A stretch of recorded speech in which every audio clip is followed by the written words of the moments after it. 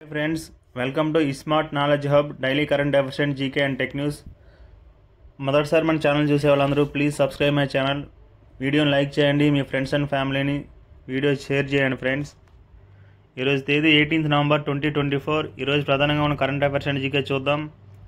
ప్రపంచ indoor archery టోర్నీలో తెలుగు అమ్మాయి విజయవాడకు చెందిన జ్యోతి సూర్యక మహిళల వ్యక్తిగత కాంపౌండ్ విభాగంలో స్వర్ణం గెలుపొందింది. ఫైనల్లో 147-140 తేడాతో మరీటా బెల్జియంను ఓడించింది. ఈ టోర్నీ లక్సెంబర్గ్లో జరుగుతున్నాయి.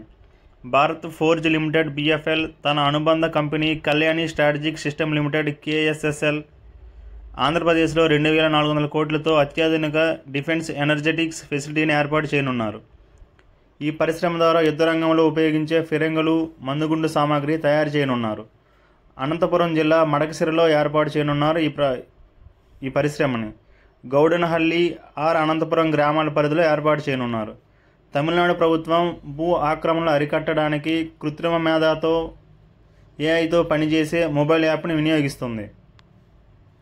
ప్రయోగాత్మకంగా కోయంబత్తూరులో ఈ ప్రక్రియను ప్రారంభించారు. భారతదేశం తొలిసారిగా దీర్ఘశ్రేణి హైపర్సోనిక్ క్షిపణిని విజయవంతంగా పరీక్షించింది. గగనతల రక్షణ వ్యవస్థలను బోల్తా కొట్టిస్తూ శత్రువులపై దాడి చేయడం ఈ అస్త్రం ప్రత్యేకత. నవంబర్ 17, 2024న ఒడిశాలోని అబ్దుల్ కలాం దీవి నుంచి ఈ క్షిపణిని పరీక్షించారు. ఈ హైపర్సోనిక్ క్షిపణి 1500 కిలోమీటర్ల దూరంలో లక్ష్యాలను ఛేదించగలదు. ఇప్పటికే ఇటువంటి క్షిపణులను కలిగి ఉన్న దేశాలు అమెరికా, రష్యా మరియు చైనా. ఈ క్షిపణుల వేగం ధ్వని వేగం కన్నా 5 రెట్లు ఎక్కువగా ఉంటుంది.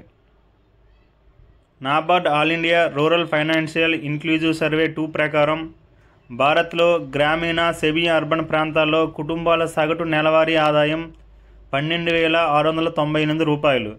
ఇంతకంటే తక్కువగా ఉన్న రాష్ట్రాలు బీహార్ 8,875 రూపాయలు, ఒడిశా 8,924 రూపాయలు, జార్ఖండ్ 9,085 రూపాయలు, త్రిపుర 9,708 రూపాయలు, ఉత్తరప్రదేశ్ 10,029 రూపాయలు.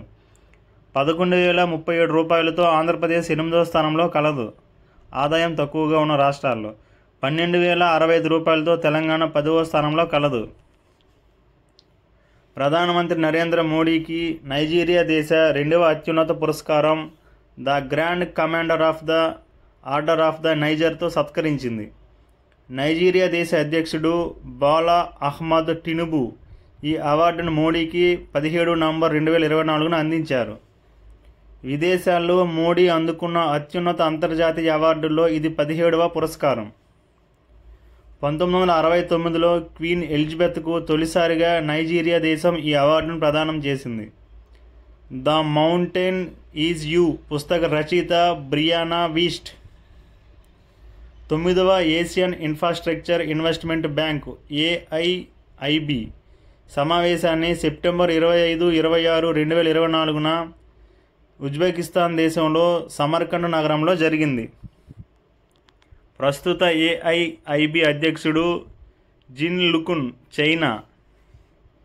ఏఐఐబి ప్రధాన కార్యాలయం బీజింగ్లో ఉంది.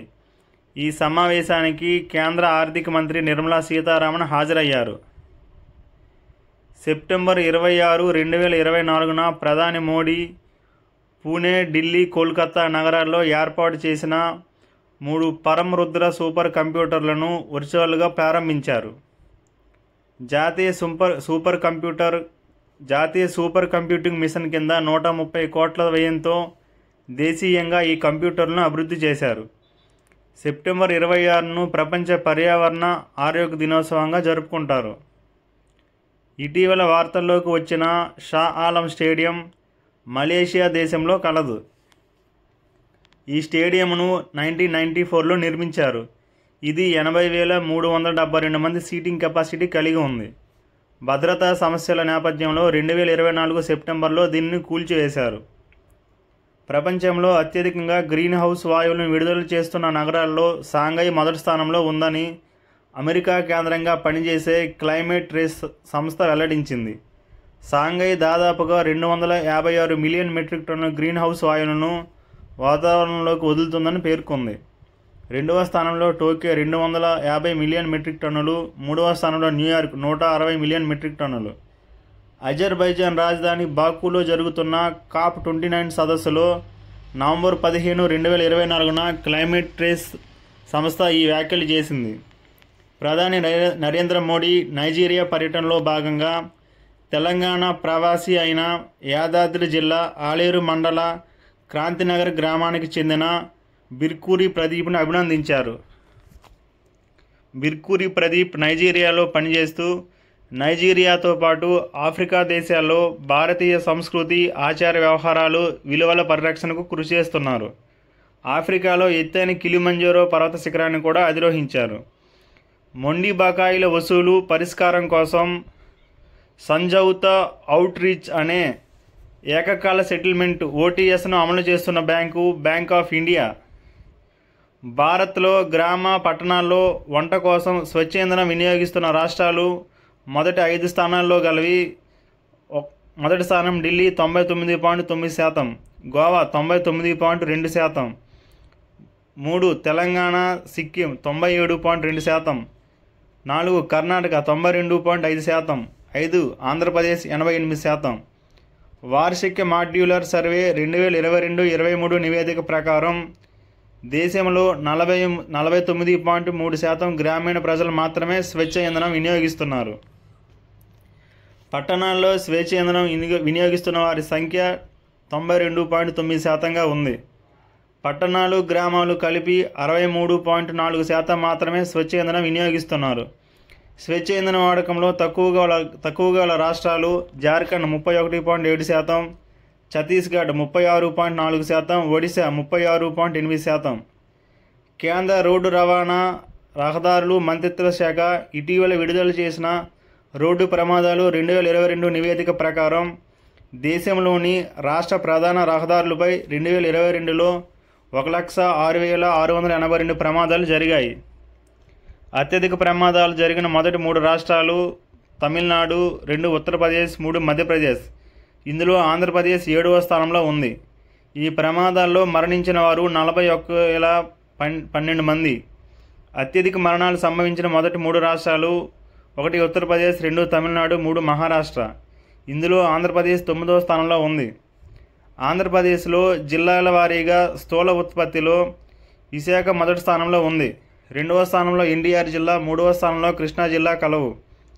2022-23కి సంబంధించి directorate of economics and statistics వారి నివేదిక ప్రకారం ఈ వివరాలు తెలుపబడ్డాయి.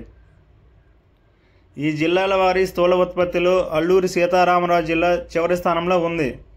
స్థూల ఉత్పత్తి విశాఖపట్నం 1,19,268 కోట్లతో 9.15% కలిగి ఉంది. 2వ స్థానం ఎన్టీఆర్ 73,632 కోట్లతో 5.65% కలిగి ఉంది. కృష్ణా జిల్లా 3వ స్థానం 68,301 కోట్లతో 5.24% కలిగి ఉంది. చివరి స్థానం అల్లూరి సీతారామరాజు 15,103 కోట్లతో 1.6% కలిగి ఉంది. పీరియాడిక్ లేబర్ ఫోర్స్ సర్వే 2023-24 ప్రకారం దేశంలో వ్యవసాయం, దాని అనుబంధ రంగాల్లో పనిచేసేవారి సంఖ్య 63.8%తో మొదటి స్థానంలో ఛత్తీస్గఢ్ రాష్ట్రం ఉంది. దేశ సగటు 46.1%గా ఉంది. అత్యల్పంగా కేరళలో వీరు 27% ఉన్నారు.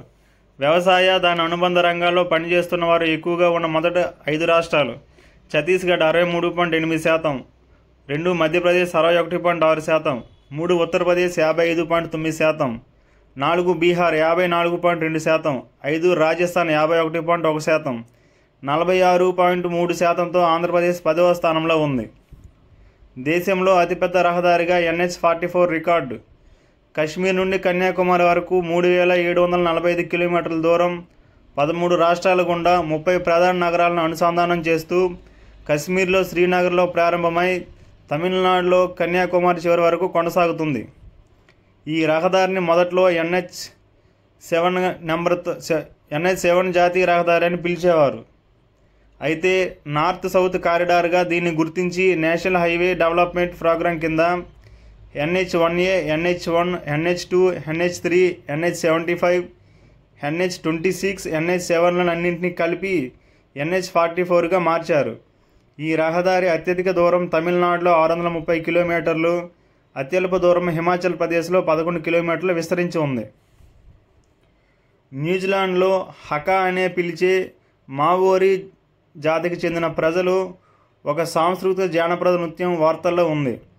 న్యూజిలాండ్ పార్లమెంటు ఇటీవల చేసిన స్వదేశీ హక్కుకు భంగం కలిగించే వివాదాస్పద బిల్లుకు నిరసనగా అక్కడ ఎంపీలు హకాకలను ప్రదర్శించారు. న్యాయం కోసం ప్రాచీన కాలం నుంచి నేటి ఆధునిక కాల పోరాటం వరకు ది కల్చర్ ప్రాజెక్టుగా హకా నృత్యం ప్రపంచ రికార్డును సాధించింది. ఎంపాక్స్ కేసులు మొదట తూర్పు కాంగోలో బయటపడ్డాయి. అయితే కొత్త రకం ఎంపాక్స్ కేసు అమెరికాలో నమోదైనట్లు అధికారులు వెల్లడించారు. అంతరిక్షంలో చేపలను పెంచిన ఘనత చైనా వ్యోమగాములు సాధించారు. నవంబర్ 4న ముగిసిన షంజౌ 18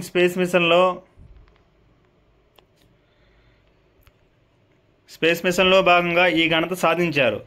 చైనా అంతరిక్ష కేంద్రంలో ఈ ప్రయోగం కోసం వేగంగా పెరిగే జీబ్రా చేపలను ఎంచుకొని వాటికి అన్ని వసతులతో కూడిన క్లోజ్డ్ ఎకోసిస్టమ్ని ఏర్పాటు చేసి చేపలను పెంచి అవి పునరుత్పత్తి కూడా జరిపి 43 రోజుల జీవన చక్రాన్ని విజయవంతంగా పూర్తి చేసుకున్నాయి.